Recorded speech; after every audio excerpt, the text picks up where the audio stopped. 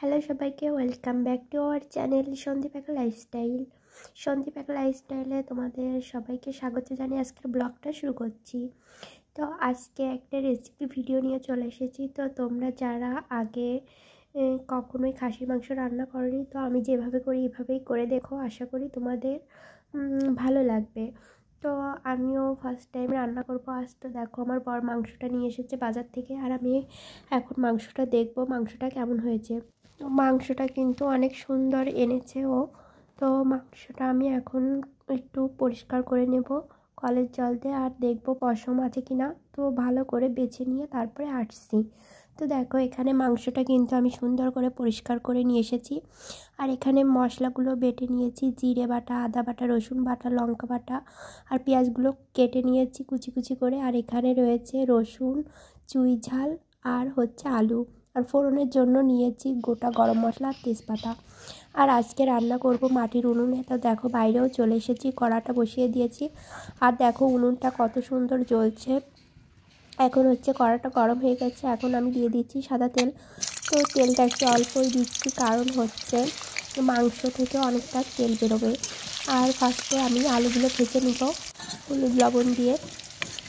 আর আজকে কিন্তু আমি ফার্স্ট টাইম রান্না করছি খাসির মাংস। আর তোমরা যারা প্রথম রান্না করবে তো এইভাবেই রান্না করো, আশা করি ভালো লাগবে খেতে। আর দেখো এখানে ফোড়নে দিয়ে দিচ্ছি গোটা গরম মশলা আর তেজপাতা।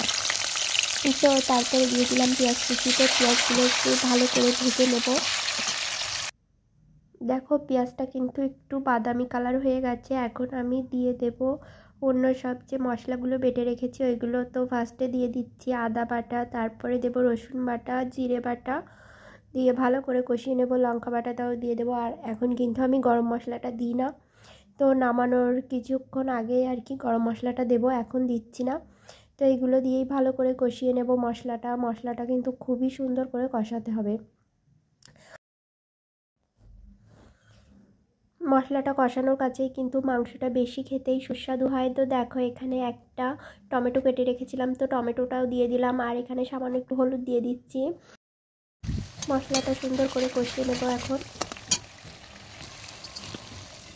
তো দেখো মশলা থেকে তেলও বেরিয়ে এসেছে। তো মশলা থেকে যখন তেলটা বেরিয়ে আসবে তখন কিন্তু আমরা মাংসটা দিয়ে দেবো।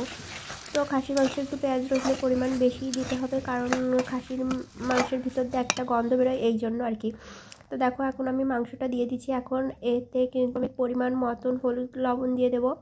তো আমি কিন্তু সব কিছু এখন দিয়ে দিচ্ছি, ঝোলে কিন্তু কিছুই দেবো না। ঝোলে শুধু গরম মশলাটা দিয়েই আর কি নামিয়ে নেব। দেখো ঢেকে ঢেকে কিন্তু আর কি মাংসটা কষিয়ে নিতে হবে সুন্দর করে। আর এখানে আমার উনুনটাও সুন্দর জ্বলছে আর কি। আর এখানে কেটে রাখা গোটা রসুন আর চুই ঝালগুলো দিয়ে দেবো। তো চুই ঝাল কে কে পছন্দ করো অবশ্যই কিন্তু কমেন্ট করে জানাবে। হ্যাঁ, চুই ঝাল তো আমি যে কোনো মাংস কোনো মাংস রান্না করলেই আর কি আগে চুই ঝাল আনতে বলি।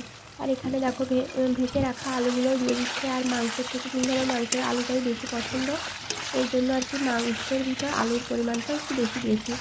তো দিয়ে দেখো ভালো করে আর কি নাড়িয়ে দিচ্ছি। তো দেখো মাংস থেকে কিন্তু তেল ছেড়ে এসে এখন আমি জল দিয়ে দিচ্ছি।